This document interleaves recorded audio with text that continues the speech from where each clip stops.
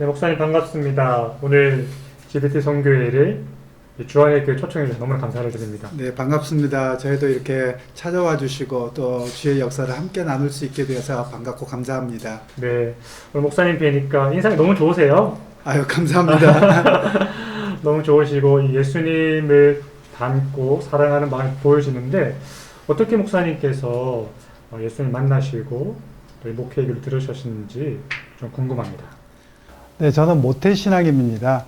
저희 어머니께서 선교사님들을 통해서 미국의 남장로교에 소속되어져 있는 선교사님을 통해서 이렇게 신앙의 훈련을 받으셨고 또 그런 상황에서 저희 집이 종갓집이었음에도 불구하고 시집 오셔서 저희에게 믿음의 유산을 그대로 물려주셨고요.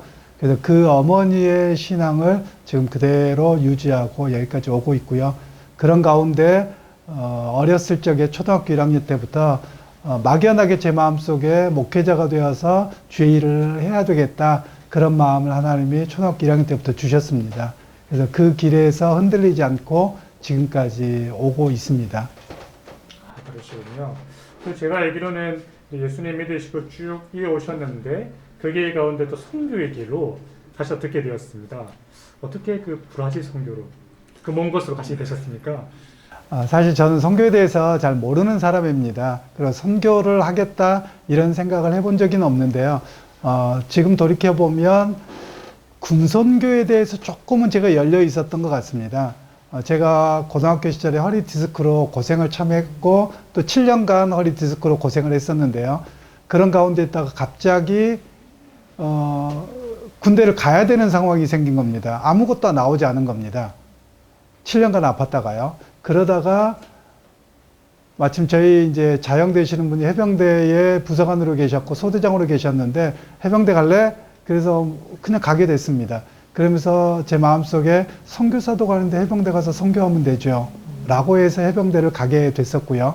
그리고 그곳에서 군종병 TO가 제 차례가 아니었는데 어떻게 제가 하게 되었고, 그리고 거기 포항에서 있으면서 사면대에 있었는데요. 거기서 목사님 잠깐 계시다가 가셨고 제가 목회를 연대교회를 하게 됐습니다.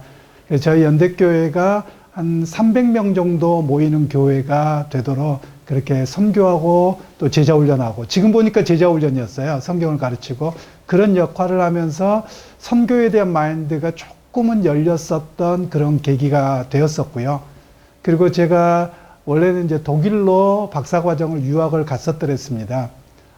독일로 유학을 갔다가 갑작스럽게 저를 브라질에서 한인 목회자로 청빙이 들어왔습니다. 청빙을 들어와서 사역을 하는데 교우들이 먼저 이야기하시는 겁니다. 목사님, 여기는 선교지이기 때문에 선교해야 됩니다. 사실 저는 선교를 잘 알지 못했습니다. 그런데 되돌이켜보면 하나님 그렇게 준비시켜가는 과정이셨던 것 같아요. 그래서 그러면 선교를 어떻게 해야 되는데요? 라고 성도들에게 묻고 또 장로님들이 안내하는 것을 따라서 선교를 시작하게 됐습니다. 그런데 대부분의 교우들의 시각은 무엇이었냐면 한인 선교사님들을 재정적으로 후원하는 것을 선교가 다라고 생각하고 계시더라고요. 그리고 매월 한 번씩이나 고기나 여러 가지 또 그들의 필요한 식료품들을 가지고 와서 구제하는 것을 선교라고 여기고 계시더라고요. 그래서 그것까지로는 좀 아닌 것 같은데 라고 하면서 선교에 한 걸음 어떻게 해야 되는가 하게 됐고요. 2012년에 그럼 우리 교회가 직접 선교지를 개척해보자 라고 선언하고 1년 동안 기도를 하는 그런 과정에서 선교가 시작되었다고 말씀드릴 수 있습니다. 네, 그러시군요. 저희 오늘 온 팀에도 보면은 군인 출신도 있으시고 해병대 출신도 있으시고 네. 그렇습니다. 오늘 관계가 많은 것 같은데요. 브라질 선교로 가게 되셨는데 다시 한번 여쭙고 싶은 것은, 그러면 브라질 선교를 이제 경험하시면서 선교란 무엇이라고 생각하시는지 좀 궁금합니다. 가장 어려운 질문인 것 같습니다. 그런데 저는 선교는 그들과 함께 사는 것이다 라고 생각을 합니다. 물론 선교는 저희가 교단에서 배울 때는 교회 개척이 최종적인 선교의 목표다라고 신학교에서 가르쳐지지만 제가 본 바로는 그것이 아니라 그들과 함께 살아가는 것 자체가 선교다라고 보여지고요. 우리가 선교를 조금 더 넓게 하자면 우리 한국 교회는 선교를 교회 개척, 교회 나옴 이런 쪽으로 있다면 오히려 독일 쪽에서 이야기하는 것은 디아코니아, 즉 그들에 대한 봉사와 섬김을 이야기합니다. 그들과 함께 살아감이죠. 그런 면에서 우리가 좀 그런 부분들이 부족하지 않았나 싶습니다. 그러면서 제가 그 선교에 대해서는 막연하게 하나를 제가 마음속에 간직하고 있는 분이 계세요. 제가 성함은 제가 잃어버렸습니다만 제가 서울의 왕십리교회 부목사로 사역을 할 때 아마 카자흐스탄이었던 걸로 기억납니다. 그때 막 공산권이 막 무너지고 나서 그 가정이 들어갔는데 오셔가지고 예배 인도를 하는데 펑펑 우시면서 하시는 말씀이 저는 선교한 게 하나도 없습니다. 그냥 거기서 생존하다가 왔습니다. 2년 동안 그렇게 말씀하시는 거예요. 제가 그래서 그분 찾아가면서 너무 감동돼서 너무 솔직하게 말씀해 주셔서 감사하고 당신이 진짜 선교사입니다. 제가 그렇게 말씀드렸던 기억이 있습니다. 그러니까 선교라고 하는 것은 어찌 보면 주님께서 이 땅에 육신으로 오신 것을 선교하기 위해서는 선교의 시작으로 말씀하기도 합니다. 그래서 제자들과 함께 살아내셨던 것처럼 우리도 그들과 함께 살아내는 것이 선교이지 않나라는 생각을 갖고 있습니다. 너무 선교에 대해서 말씀 너무 감사드립니다. 참 많이 공감이 되고요. 특별히 목사님께서 이 브라질에서 함께 그들과 살아가시면서 내가 한 것이 아니라 하나님이 하셨다는 것을 경험하셨을 것 같아요. 그런 것 중 하나만 좀 나눠주셔도 좋을 것 같습니다. 네, 그러면 제가 2012년에 그 기도하면서 2013년에 개척한 삐리뚜바라고 하는 지역의 현지인 교회를 좀 말씀을 드리면 좋겠는데요. 교우들이 선교를 해야 된다고 해서 하자고 했는데 막상 교우들이 가르쳐 주지 않습니다. 어느 지역을 선교해야 될지를 전혀 말씀해 주지 않는 거예요. 그래서 무작정 기도만 했습니다. 그런데 12월 중순 어느 날 갑자기 저희 교회당 앞에 낯선 분이 왔다 갔다 하시는 겁니다. 그래서 제가 뭘 도와드릴까요? 웬만한 한인분들은 다 할 텐데 행색이 다르신 거예요. 그래서 여쭤봤더니 일본에서 잠깐 방문 오신 이도현 선교사님이란 분입니다. 그래서 어떤 일이시냐고 했더니 자기 교인 중에 브라질 출신 일본 분이 계시는데 그분이 요코상이라고 하는 분입니다. 남편은 이이상이고요. 그런데 이분이 브라질 태생입니다. 남편은 주재원이셨고, 그런데 이분이 연세가 드셔서 암이었다가 예수를 믿고 자기 교회에 출석하시는데 은혜를 받고 자기가 브라질에 갖고 있는 땅을 기증을 하신 겁니다. 그래서 그 이치카와라고 하는 지역이 이치카와 교회인데 그 교회의 재정을 위해서 쓰셔도 좋고 어떻게 해서도 좋습니다라고 헌물을 드리셨어요. 그런데 이 이도현 선교사님은 직접 와서 어떤 상황인지를 보고 싶고 나도 선교사인데 그 현지의 땅과 이런 것들이 있다면 그 현지에서 쓰이는 것이 가장 하나님 기뻐하실 일이라는 생각을 갖게 되셨습니다. 그래서 저를 만나게 되었고 제가 그 지역을 안내하게 되고 같이 둘러보게 되었습니다. 그러면서 어떻게 하면 선교를 할 것이냐라고 많이 이야기를 나누고 그분은 그 건물을 헌물하시고 저희는 리모델링과 교회 개척 사역을 해서 거기에서 이제 어소시에이션을 만들어서 함께 사역을 하다가 현지 교회로 이양하자라는 그런 결론을 맺게 됐고요. 하나님이 하셨다고밖에 고백할 수 없는 것은 이 브라질이라고 하는 나라가 법이 굉장히 엄격한 나라입니다.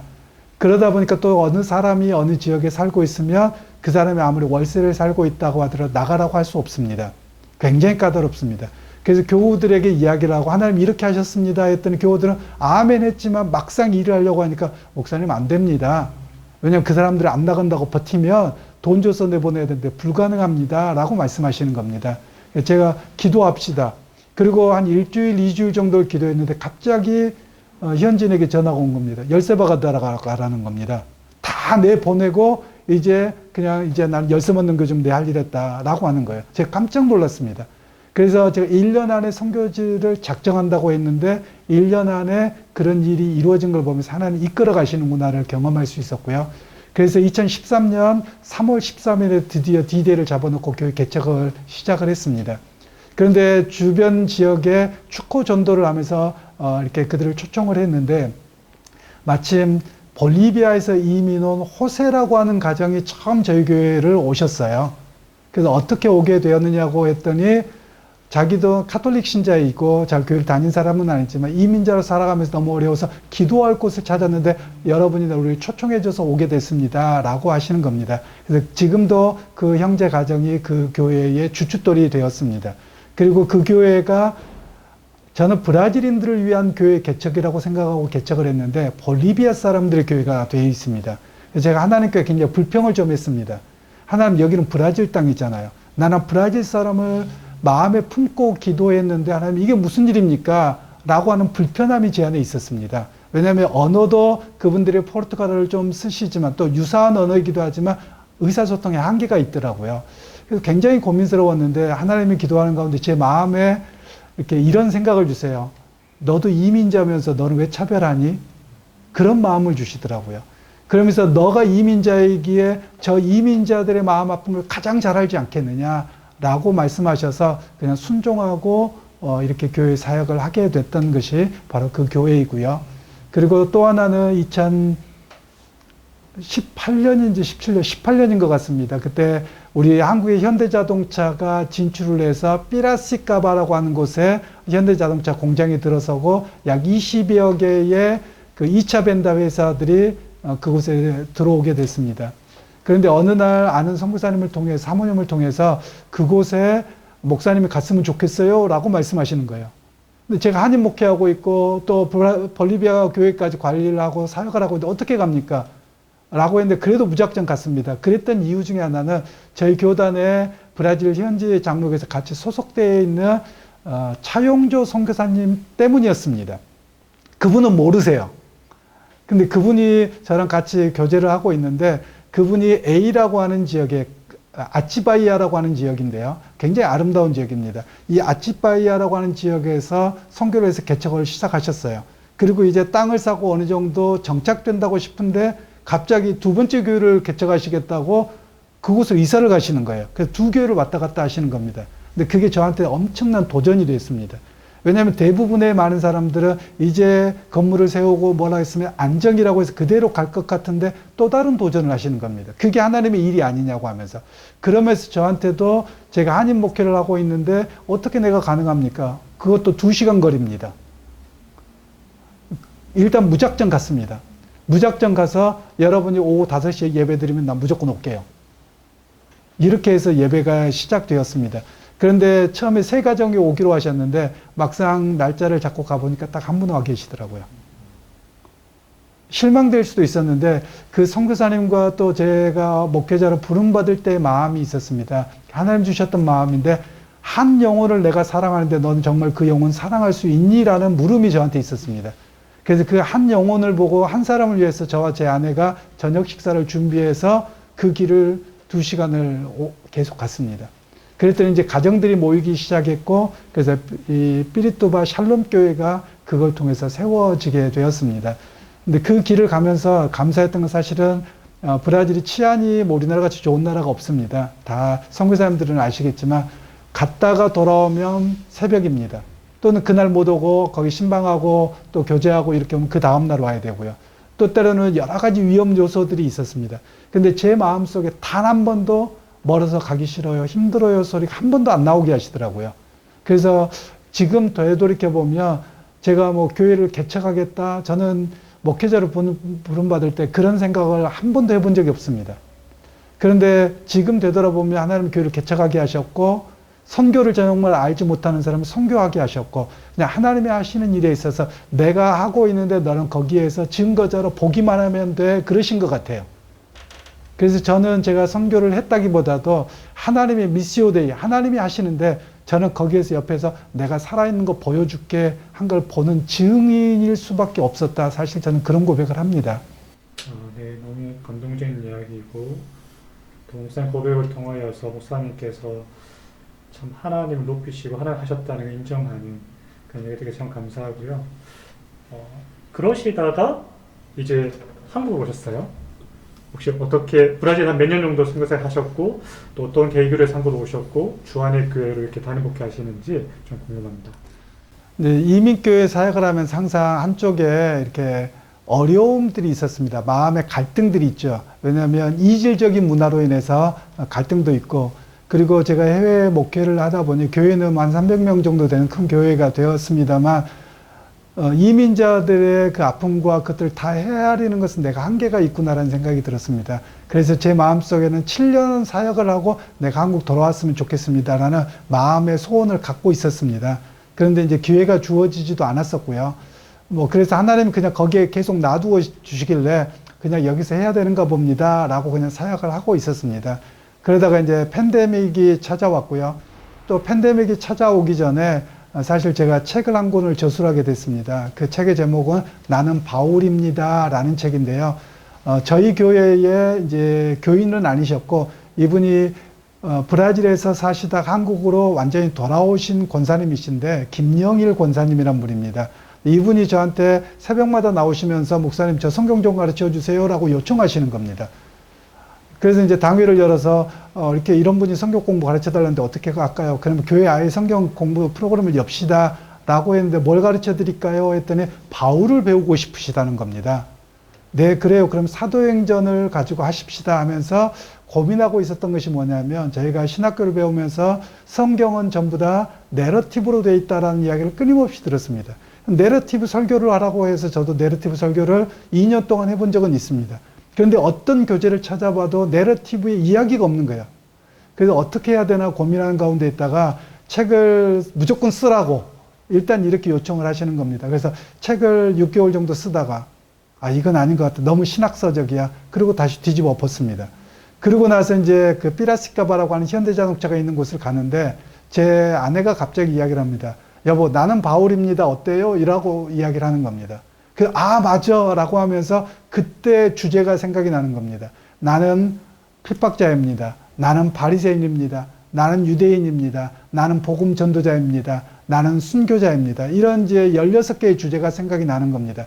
그러면서 1인 칭화법으로 마치 내가 바울인 것처럼, 그리고 13개의 서신 안에 바울이 그 안에 겹쳐져 있는 사도행전과 13개의 서신을 1인칭 화법으로 해서 그걸 쓰게 됐습니다. 근데 그것을 쓰고 이제 막 출판을 하려고 하는데 이 코로나 팬데믹이 터졌습니다.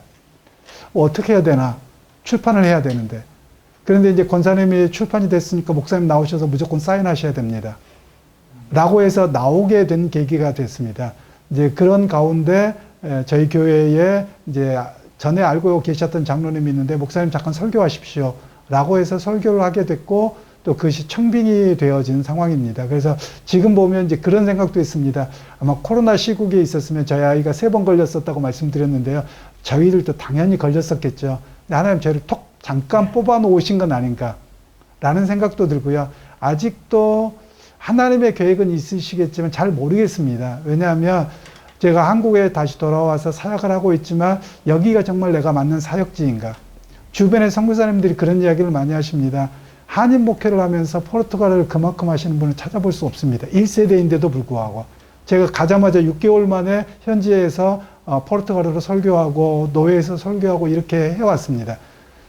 그래서 많은 분들이 당신은 선교해야 된다라고 하셨는데 왜 하나님 나를 보내셨을까? 제 마음속에는 선교 동원가가 되어야 되겠구나. 그리고 선교 전략가를 위해서 나를 부르신 건 아닐까. 항상 그런 마음을 좀 갖고 있었습니다. 선교 전략가 동원가란 말이 확 와닿으면서 저희가 같은 업종에 반갑고요. 그래서 이제 주안의 교회를 이제 담임하시게 되셨는데 이 비전들 목회 차트를 제가 좀 살펴보니까 코이노니아, 그리고 렛잇 투르키아, 디다케 케리그마, 디아코니아로 되어 있습니다. 좀 여기에 설명 좀 해주시면 감사하겠습니다.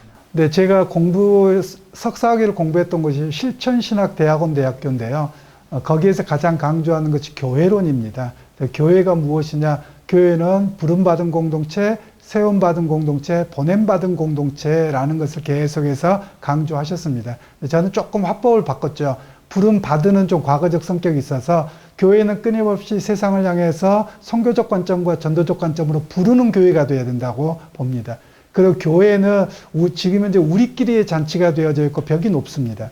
그러나 교회의 역할은 마치 군대의 베이스 캠프처럼 성도들을 세워야 됩니다. 끊임없이 그들 그리스도의 무장된 일꾼으로, 그리고 삶의 현장에서 선교사로 세워야 되는 교회라고 믿습니다. 그래서 세움받는 교회라고 하면서 거기에 세워져 있고, 그리고 그 세움의 방법이 무엇이냐? 예배와 캐리그마와 그리고 디아코니아 섬김과 그리고 예배를 통해서 그들의 회복이 일어나고 다시 세상의 삶으로 파송해야 된다. 그래서 보냄 받는 공동체라는 개념으로 목회관을 잡게 되었습니다. 네, 저희는 성도님들 모르지만 우리 그 중에 한 분이신 우리 김영옥 선생님, 강도사님을 우리가 만나면서 잘 세움받고 잘 훈련된 사람이 보기 너무 축복이고 저희가 함께 너무 좋은데요. 성도님들 그렇게 세워가시면서 참 보람이 있고 기쁜 일이 많으실 것 같아요. 성도님들의 삶이 좀 어려웠다가 예수님을 인해서 말씀으로 인하여서 교제로 인하여 새롭게 변화되어 온 그런 성도들이 있을 것 같은데 좀 소개해 주시면 감사하겠습니다. 아마 대부분의 교회가 그러긴 할 겁니다만 제가 바라보는 관점에서 한국 교회가 좀 약점이라고 할까요? 아픔이라고 생각이 됩니다. 그것은 한국 교회가 너무나 무속 종교화 되어 있다는 겁니다. 그리고 교권주의가 너무 심하다는 겁니다. 사람과 영혼에 대한 관심이 없습니다. 그리고 교인들에게 제가 부임해서 첫 설교 가운데 그런 이야기를 했습니다. 여러분 예수 왜 믿습니까? 그랬더니 첫 대답이 복 받으려고요, 천국 가려고요. 제가 종을 땡 쳤습니다. 틀렸다고. 다들 의아해 하시죠. 왜냐하면 모두가 신앙생활하는 걸 물어보면 천국 가려고요 라고 말씀합니다. 그러나 천국을 가는 것이 우리의 목표면 너무 자기중심적입니다. 그러니까 신앙이 자기중심적이 되어 있는 것이 아니라 우리는 인간의 제일 되는 목적이 하나님을 영화롭게 하는 것인데 하나님 나를 선택해 주셨고 불러주셨기 때문에 그 안에 들어가는 것인데 우리는 이 땅에서의 복을 죽어서까지로 연장하려고 하는 그런 무속 종교적인 신앙으로 기독교를 받아들여서 가지고 있습니다. 그래서 그 부분에 대한 변화를 시도하고 있습니다. 그래서 성도들 가운데 아직 힘들어 하시는 분들도 계십니다. 그러나 제자훈련을 하면서 계속 제가 요한복음 성경 공부를 가르치고 있는데요. 본문이 무엇을 말씀하고 있느냐? 진정한 복이 무엇이냐? 진정한 복은 어떤 상황에서도 내가 예수를 알고 예수님과 함께 순례자의 삶을 사는 것 그 자체가 복입니다. 라고 지금 가르치고 있어서 성도들이 어찌 보면 이 지역이 아주 잘 사는 지역은 아닙니다. 과거에는 괜찮은 지역이었지만 지금은 이제 주변에 신시가지가 되어지면서 좀 낙후된 지역으로 됐는데 성도들에게는 어찌 보면 이렇게 좀 마음이 왜 우리는 이렇게 살아야 되는 게 이렇게 떨어져 있었던 부분들도 있는 것 같습니다. 그러나 제가 와서 성도들에게 진정한 복은 우리가 예전에 불렀던 찬양 중에 초과상간도 나는 만족하네.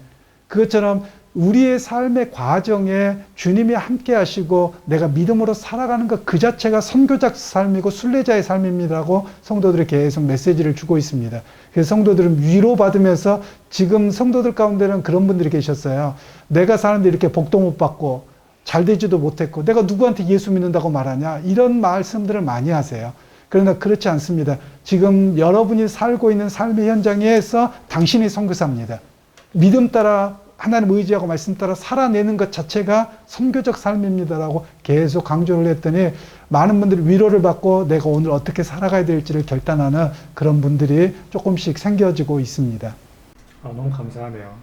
그런 분들이 생기는 게 너무나 감사한 것 같고 그런 분들을 지금 세워가시고 말씀을 양육하시는 목사님의 제가 홈페이지 보니까 바이블 스터디도 하시고 주일 설교 또 여러 가지를 통해서 하고 계시더라고요. 그렇게 하시는데 목사님 말씀하신 것처럼 이제는 세운 사람들을 파송하고 보냄받는 공동체라는 그 미래의 비전들을 가지고 계실 것 같아요. 혹시 그런 비전에 대해서 좀 말씀해 주시면 감사하겠습니다. 1차적으로 이제 저는 두 가지로 생각을 합니다. 성도들이 자신의 삶의 자리로 파송해야 됩니다. 예전에 나온 책 중에 그 셀교회와 관련돼서 빌 베켐이라고 하는 학자가 제2의 종교개혁이라고 하는 책을 썼습니다. 그런데 그가 하는 이야기 중에 하나가 두 날개가 있는데 이 교회가 교권화되어지면서 교인들이 전부 다 교회 안으로 가둠으로 인해서 세상에서 선교사적 삶을 살고 순례자적 삶을 사는 한쪽의 날개가 꺾여버렸다는 이야기를 합니다. 지금도 어찌 보면 교회와 세상은 이격되어져 있는 삶을 살아갑니다. 그러나 기독교의 신앙은 교회 중심의 신앙이 아닙니다. 저는 항상 표현을 교회로 여러분을 모이는 게 아닙니다. 교회에 모였다가 세상으로 흩어져 가야 됩니다. 그 여러분의 사역의 장은 교회가 아닙니다. 교회는 저와 같은 목회자들의 사역의 장입니다. 여러분을 훈련시키는 곳이고 여러분들의 사역의 장은 여러분의 가정이고 여러분의 삶의 터전입니다. 라고 해서 매주 선교사로 파송을 합니다. 그래서 마지막 예배 때 가서 제자 삼으라 그 찬양을 하면서 성도들을 파송하고 있고요. 그리고 이제 조금 더 나아가서는 교회가 어떤 선교를 해야 될 것이냐를 좀 고민하고 있습니다. 제가 오면서 장로님들이나 또 여러 교우들이 선교에 대해서 원점에서 목사님 다시 목사님이 원하시는 것을 하십시오라고 말씀하셨어요. 근데 제가 안 하겠다고 말씀을 드렸습니다. 그 이유가 무엇이냐면 아무리 담임 목사가 왔다고 해서 기존에 선교하고 있는 일들을 갑자기 흩어버린다면 그게 하나님의 선교는 아니지 않습니까? 그건 저의 선교지요. 저도 이 교회에 왔다가 벽돌 한 장 얻고 주의를 위해서 그냥 사라지는 것이 저의 역할입니다. 라고 해서 그 선교를 계속 하셔야 됩니다. 라고 말씀하고 있고요. 그리고 지금 저희가 필리핀의 현지인 목사님의 사역을 위해서 헌신하고 있는데요. 일로일로라고 하는 하이안 교회입니다. 그래서 그곳에 계속하고 있고 또 후원하는 선교를 하고 있고요. 또 조금 더 저는 마음을 열어서 저희 교회가 단독 파송 선교사가 좀 있었으면 좋겠다. 그렇게 기도하고 있고요. 아마도 제 마음속에는 그렇습니다. 제가 살았던 곳이기에 저는 브라질로 보내고 싶다. 이런 마음이 좀 더 있겠지요. 그냥 그 마음이 모르겠습니다. 어떤 분들은 자기가 살았던 지역 고생하고 힘들었으니까 안 쳐다보겠다는 분들이 꽤 많으시더라고요. 선교사님들 중에서도. 근데 저에게는 아이들이 살고 있어서 그런지 모르겠습니다만 그렇지 않습니다. 아프고 힘들었던 일이 정말 있었지만 그런 건 기억이 하나도 안 나고요. 행복하고 좋았던 것밖에 기억이 안 납니다. 그리고 그곳에서 하나님이 살아계신 것을 지금 생각해보니까 다 경험한 거예요. 그래서 그런 곳에 다시 파송해서 그들을 주 앞에 돌아오게 하고 또 이 브라질 사람들의 좋은 것이 있습니다. 지금 세계 두 번째로 선교사를 많이 파송하고 있기도 하고요. 이 사람들이 어느 지역에 가나 적이 없습니다. 브라질 사람들 자체가 그러합니다.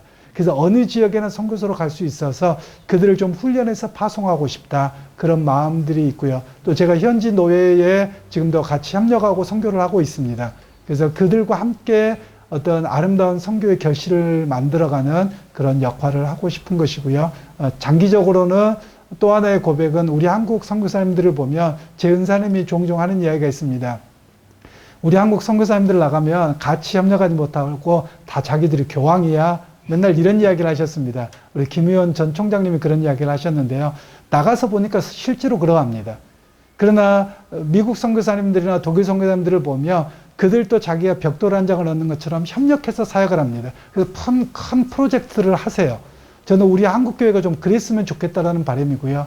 그래서 저희 교단에 당시에 조영성 선교 총무님하고 계속 이야기를 나눴던 것이 이 지역에 학사를 만들고 싶다고 이야기를 드렸습니다. 그 이유가 무엇이냐면 대부분의 선교 지역들이 비슷한데 한국 선교사님들이 한인 지역을 떠나지 않습니다.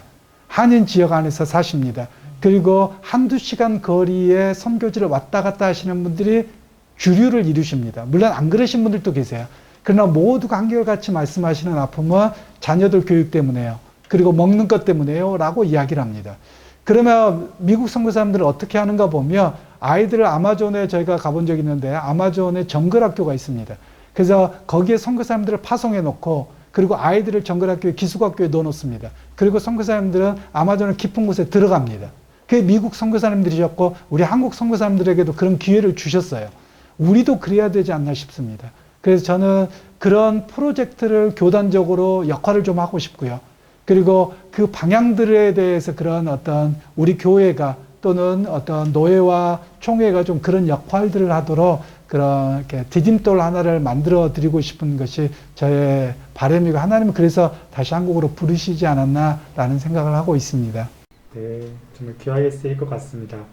목사님 지금 말씀하신 필리핀도 있고 또 여러 지금 후원타워 계시는데 그러한 선교사님들과 이 주한일 교회와 어떻게 좀 교제하시고 성도님들이 소식도 듣고 하시는지 좀 궁금합니다.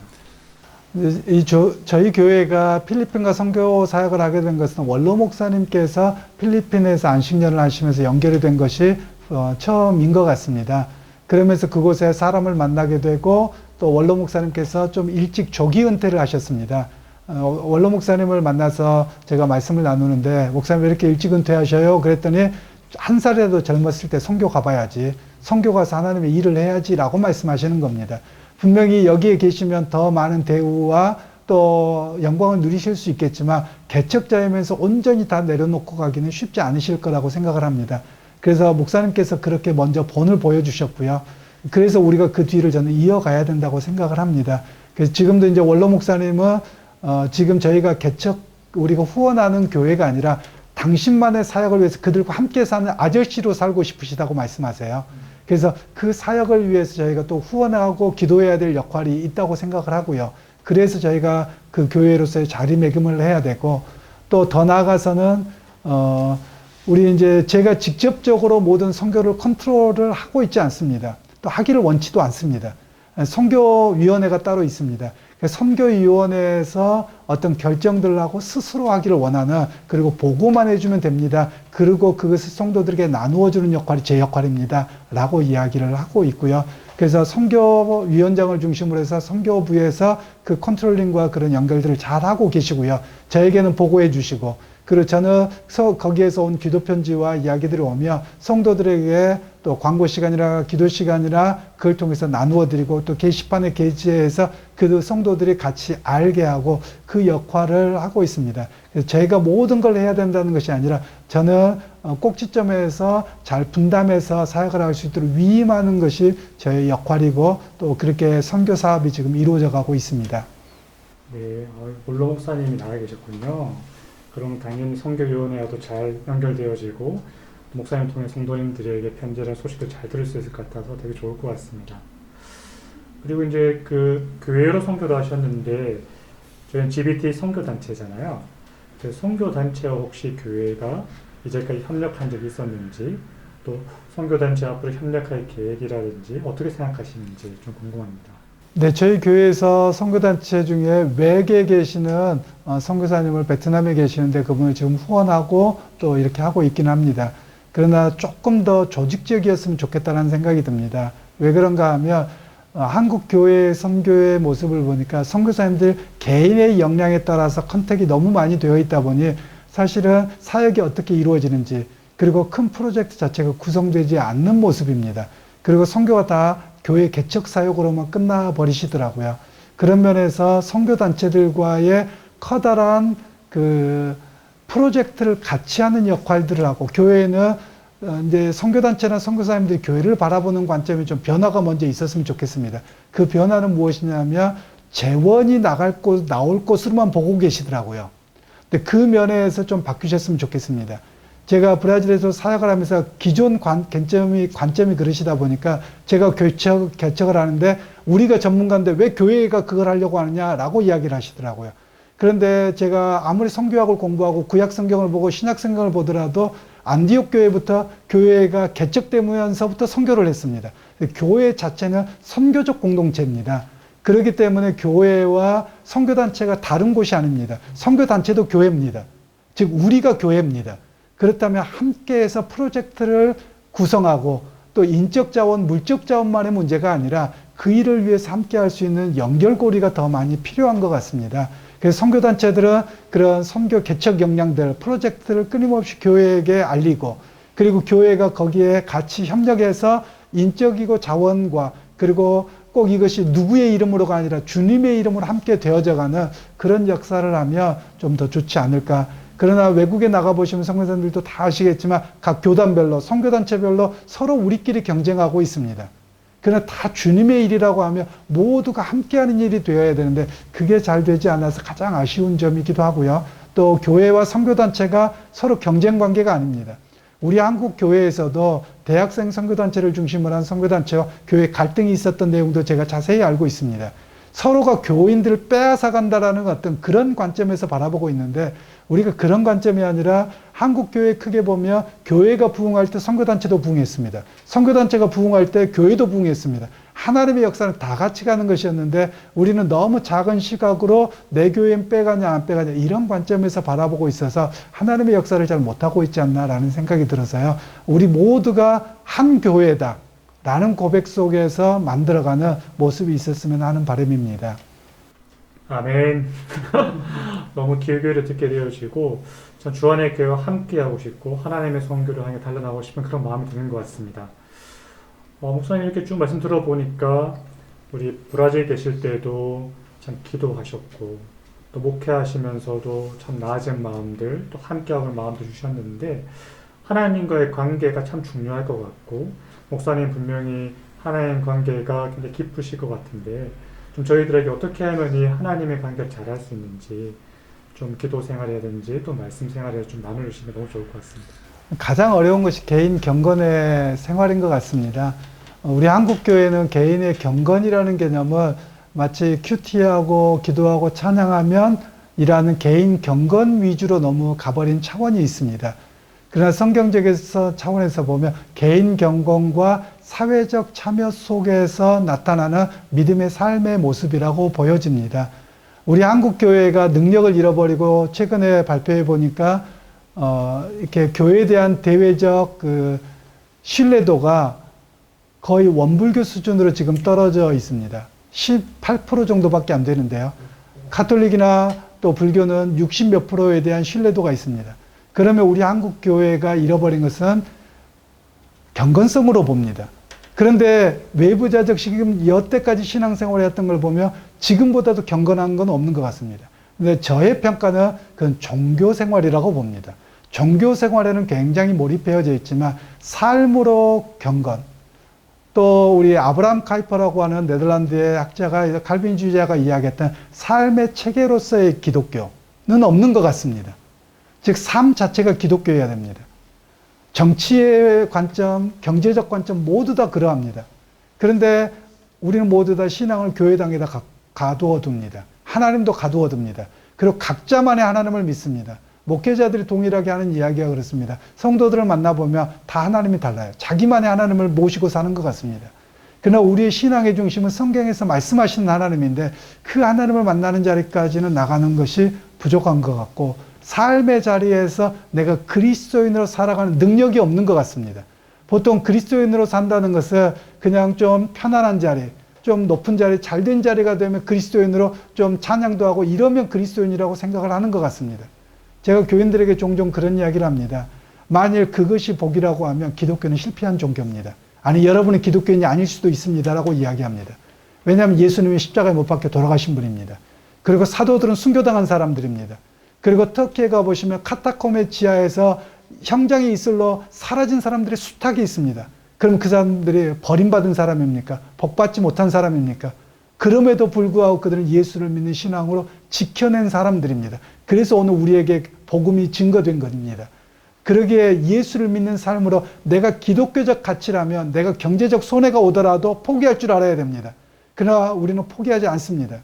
제가 종종 그런 이야기를 합니다. 우리나라 모 대통령이 장로님이셨습니다. 근데 그분의 여러 가지 문제가 있었지만 저는 너무나도 안타깝습니다. 실제는 잘 모릅니다.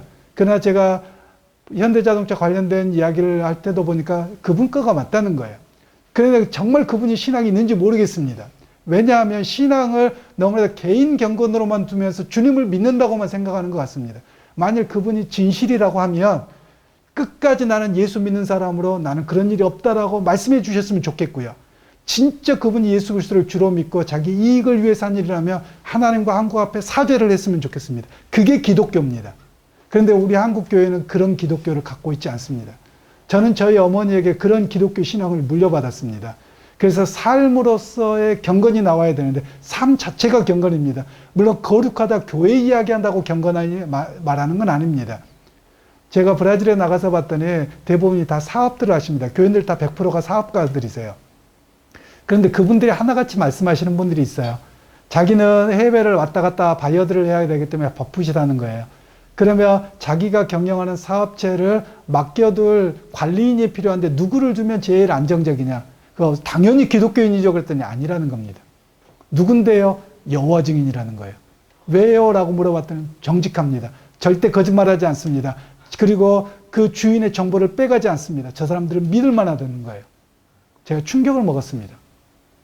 도대체 우리는 그 신앙을 어디에 잃어버렸느냐는 거예요. 우리나라 과거에 제가 들은 이야기입니다. 우리나라의 역사에서 보면 판결문에서 두 사람이 증언을 합니다. 기독교인이었습니다. 증거는 없습니다. 근데 그때만 하더라도 저 사람은 기독교인이어서 거짓말하지 않습니다. 그 증거를 채택합니다 했던 우리나라의 법 이야기가 있다고 합니다. 그리스도인들이 그래야 되지 않을까요? 그런데 그리스도인들 거짓말 밥 먹듯이 합니다. 그리고 언제든지 이익이 되면 다 버립니다. 진짜 그게 신앙일까요? 그러면 핍박의 상황이 왔을 때 목숨을 내놓고 그 신앙을 지킬 수 있을까요? 그래서 삶으로 살아내야 됩니다. 저는 그 능력을 잃어버렸다고 합니다. 저는 그게 경건이라고 믿습니다. 오늘날 교회당 안에서의 경건은 얼마든지 포장할 수 있습니다. 어떤 분들이 그런 이야기를 합니다. 신비적 체험 이야기를 많이 합니다. 그거는 불교에도 있고요. 불교에서 저는 방언하는 사람도 봤고요. 입신하는 사람도 봤습니다. 그거는 종교적으로 나타난 현상입니다. 그것 자체가 경건이 아니라 경건은 그리스도와 함께 동행하는 삶입니다. 그리고 내가 어떤 가치보다도 그리스도를 중심으로 하는 가치가 되어야만 합니다. 저는 한국교회를 보면서 너무 안타깝기도 합니다. 어떤 정부 시절에 토지 공개념 이야기가 나왔습니다. 그런데 토지 공개념 이야기를 나왔을 때 목사들이 전부 다 사회주의자라고 하면서 굉장히 비난하는 모습을 봤습니다. 무슨 이야기입니까? 토지 공개념을 이야기한 것은 헨리 조지를 통해서 그들이 크리스찬으로서 어떻게 하나님의 모든 소유권이 하나님이셔서 우리가 어떻게 살아갈 것인가를 이야기했는데, 최근에도 그 이야기를 나오니까 목사들과 교회들이 전부 다 색깔 논쟁으로 밀어붙입니다. 여러분, 정말 목회자들과 성도들 바른 신앙적 가치관에 있는지 묻고 싶습니다. 우리의 소유는 말로만 모든 것의 천지만물의 주관자가 되신 하나님, 말장난하지 마시고요. 진짜 그렇게 믿는다면 놓을 줄 아셔야 되는 것 같습니다. 그러면 세상은 교회를 바라볼 때 바뀔 것입니다. 그게 경건이라고 저는 믿습니다. 경건은 교회당 안에 있는 경건 아닙니다. 즉 삶에서 기독교 가치라며 내 목숨도 포기할 줄 알아야 되고 내 경제적인 이익도 포기할 줄 알아야 됩니다. 사람들과 다툼과 여러 가지 속에서 나는 기독교적 가치관 때문에 나는 그렇게 하지 못합니다라고 말할 수 있어야만 합니다. 그게 진짜 경건이라고 저는 믿습니다. 그걸 회복하는 것이 한국교회에 살아가는 일이고요. 정말 그것이 믿음의 사람으로 서 있는 경건이라고 믿습니다. 네, 정말 공감합니다. 100% 공감하고 경건이 정말로 이렇게 삶으로 이어지는 게 참 중요하다고 생각합니다. 정말 삶으로 이어지는 것이 우리 세대뿐만 아니라 정말 다음 세대, 특별히 젊은이 어린이 이어가는 게 참 중요할 텐데요. 이 교회에서 어하나도 하는 것으로 알고 있고 여러 가지 힘쓰고 해보게 되었습니다. 목사님, 다음 세대는 어떻게 잘 세우고 또 파송할 수 있을까요? 다음 세대에 대해서는 참 어려운 숙제이기는 합니다. 제가 가끔 이런 농담을 합니다. 저는 다음 세대 안 봅니다라고 이야기합니다. 왜냐하면 현 세대가 없는데 무슨 다음 세대입니까? 지금 50대 밑으로 교회가 거의 다 비어져 가고 있습니다. 그런데 이 세대가 없는데 다음 세대가 있다고요? 그러면 지금 세대를 목회를 우리가 죽도록 해야지 다음 세대가 있습니다. 사실 이런 이야기를 합니다. 근데 저의 진단이 꼭 맞다고는 볼 수 없습니다만 제가 전도사 시절부터 바라봤던 게 있습니다. 중고등학교 시절에 아이들을 열심히 가르칩니다. 그럼 고등부 아이들이 있다가 청년부 올라가고 장년부를 들어가는 순간 교회에서 3분의 2가 1년 안에 사라집니다. 이유가 무엇일까? 저는 우리 한국 교회가 교회론과 예배관이 잘못됐기 때문이라고 생각합니다. 여러분들이 외국에 나가보시면 예배에는 어린 아이부터 장년까지 다 함께하는 것을 예배라고 말합니다. 그게 예배 공동체입니다. 그런데 우리는 주일학교 예배라는 이야기로 따로 떼어져 버렸습니다. 근데 주일학교는 예배 공동체가 아니고 어른들까지 다 포함하는 하나님의 말씀을 배우는 말씀 공부의 시간이어야만 합니다. 그런데 아이들은 말씀을 이해하지 못한다고 밀어냄으로 인해서 그 아이들이 듣는 설교, 저도 전도사 시절을 겪었습니다만 정말 복음을 전하고 있는지 묻고 싶습니다. 복음이 아니라 다음 세대들에게 윤리를 가르치고 있습니다. 그런데 그 윤리를 배웠는데 부모를 보면 그 윤리가 아니거든요. 한 번은 제가 전도사 강도사 시절에 저희 아이가 한번 그런 이야기를 합니다. 운전을 하고 가는데 너무 피곤해서 운전을 누가 잘못해서 저도 모르게 에이씨 이러고 나왔습니다. 그랬더니 아이가 아빠 전도사 하면서 어떻게 그 소리가 나와? 너무 찔렸습니다. 아, 결국 삶으로 아이에게 보여주는구나. 과연 나는 아이에게 크리스찬으로 보여질까를 그때부터 고민했습니다. 그러면서 빌립보서와 사도 바울을 공부하면서 배웠던 것이 바울이 말했던 것이 있습니다. 너는 나를 본받는 자가 되라. 내가 그리스도를 본받는 것 같이 너는 나를 본받는 자가 되라고 말합니다. 제가 이야기를 하고 싶은 것은 오늘 우리 가정의 부모님들이 교회가 절대 책임져 주지 못합니다. 신앙교육은 가정에서 이루어지는 겁니다. 부모들이 그리스도인으로 살아내면 그 아이들이 그리스도인으로 살아갈 겁니다. 그런데 아이들이 하나같이 하는 이야기가 뭔지 압니까? 그냥 교회 다니는 사람들이지 예수 믿기는 무슨 예수를 믿어요? 라는 이야기입니다. 그 이야기가 20년 전에도 나왔던 이야기입니다. 가정에서 예수 믿음으로 살지 않습니다. 그래서 결국 현 세대가 지금 현재 그리스도인들이 가정에서 그리스도인으로 살아내며 그 다음 세대가 있다고 믿습니다. 그리고 제가 친구들 중에 유대인들이 많이 있는데요. 브라질에 제가 살았던 지역이 봉헤찌로라고 하는 지역입니다. 이 봉헤찌로라는 말은 봉은 좋다는 말이고요. 헤찌로라는 말은 리쿠룻이라는 뜻입니다. 그러니까 수련의 장소 이런 뜻이죠. 그래서 가장 좋은 수련의 뭐 장소 이런 곳인데요. 물론 실제로 그렇게 지금은 좋은 장소가 아닙니다. 과거에는 좋았던 장소겠죠. 그러나 저희 한국 사람들이 들어가기 전에 그 지역이 유대인촌입니다. 지금도 유대인들이 굉장히 많이 살고 있고 주변에 유대인 회당이 제 기억으로 5개인가 6개가 있습니다. 그 정도로 유대인들을 흔하게 볼 수 있는 곳입니다. 그런데 유대인들을 유심히 보면서 우리가 배워가야 될 것이 있습니다. 물론 유대인의 신앙을 배워갈 것은 아닙니다. 그런데 안식일이 토요일이 되면 아버지가 꼭 아이들을 데리고 회당을 갑니다. 우리는 그렇게 하지 않습니다. 그리고 저희 집에서 바로 아래층을 보면 유대인이 있습니다. 안식일이 되잖아요. 그러면 그 아이들을 모아놓고 성경을 토론합니다. 우리 부모들 중에 과연 그런 사람이 있을까요? 조금 나은 사람은 가정예배 드린다고 말하죠. 그는 아이들과 성경을 가르치고 토론합니다. 그리고 한 번은 제가 제 친구 중에 줄리아노라고 하는 이렇게 유대인 친구가 있는데요. 그 친구가 히브리어도 가르쳐주고 있는데 한 번은 그 아들을 만났습니다. 그래서 그 아들에게 제가 누구냐고 물어보는 겁니다. 그래서 파스터다, 그날은 말로 파스토리라고 하는데요. 파스토 그러니까 파스토리 뭐냐는 거예요. 아니 너 포르투갈어를 잘하는데 왜 몰라? 라고 물어봤어요. 그랬더니 유대인들은 자기의 이름으로 예수, 그 다음에 우리가 말을 하는 데우스, 하나님을 데우스라고 하는데요. 또 교회, 크리스찬이라는 말을 입에도 올리지 않습니다. 그거를 블라스페미, 즉 신성 모독으로 여깁니다. 그래서 그들은 뭐라고 이야기하냐면 끄들이라고 부릅니다.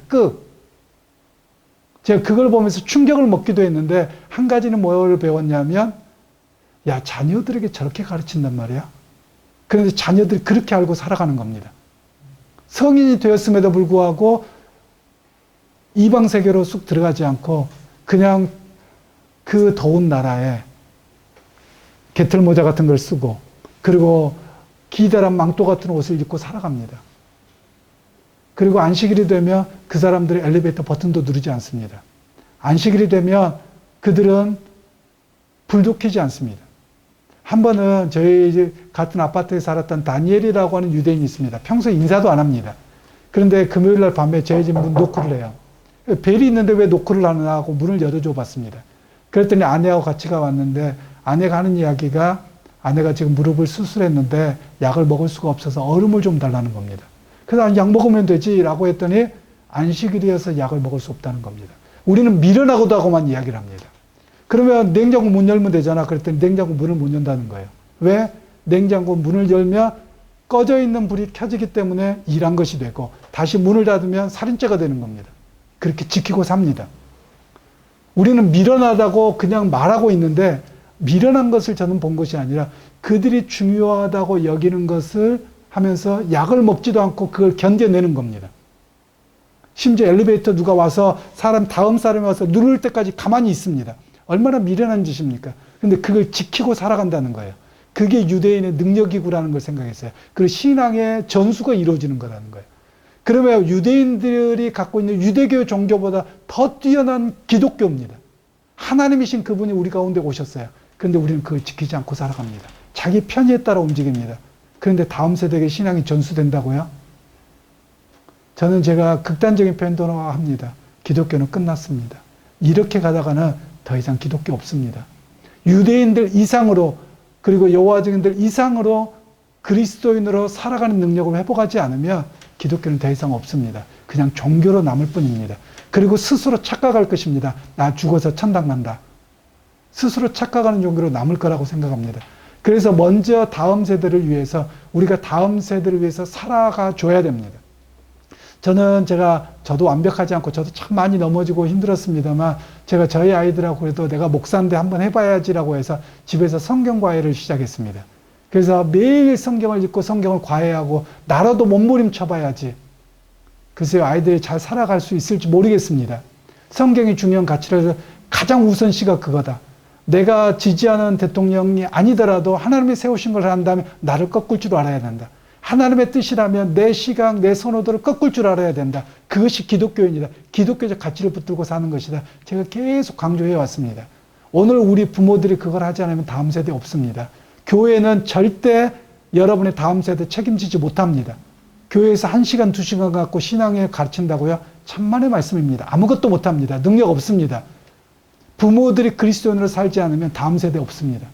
그래서 저는 다음 세대를 크게 이야기하지 않습니다.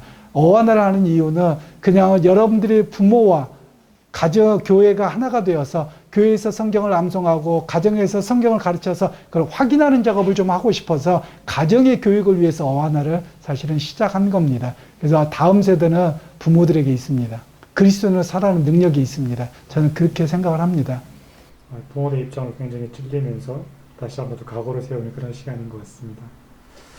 목사님, 같이 좀 기도하고 싶은데 우리 주한의교회 혹시 기도 제목 있으면 좀 나누시면 감사하겠습니다.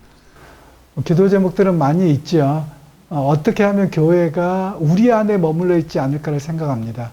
즉 제가 어느 교회나 마찬가지입니다. 그러니까 우리 교회가 어떻게 부흥할까? 우리 교회 어떻게 생존할까? 여기에 다 멈춰 있는 것 같습니다. 노예를 가봐도 그렇고 총회도 가도 그렇고 선교단체를 가도 다 거기에 머물러 있습니다. 그런데 우리가 좀 바라봐야 되는 것은 교회의 존재 이유가 무엇일까요? 하나님의 사역을 위해서 있습니다. 그러면 한 영혼에 대한 관심과 하나님을 향한 마음이 좀 있었으면 좋겠습니다. 그런데 너무나도 많은 단체와 교회가 다 운영의 관점에서만 접근합니다. 저는 우리 교회가 그런 교회가 됐으면 좋겠어요. 하나님이 마음을 주셨으면 우리 모두가 이 일을 위해서 진력합시다 라고 그렇게 움직일 수 있는 교회가 됐으면 좋겠습니다. 어떤 운영의 관점이 아니라 재정도 마찬가지고 교회의 방향도 그렇고 하나님의 일이라면 우리가 모두 그 일에 순종합시다 라고 하는 교회가 되면 진짜 교회의 모습으로 거듭나지 않을까. 사실 그것을 위해서 가장 기도하고 있고요. 그것을 위해서 기도해 주셨으면 하는 바람입니다. 주가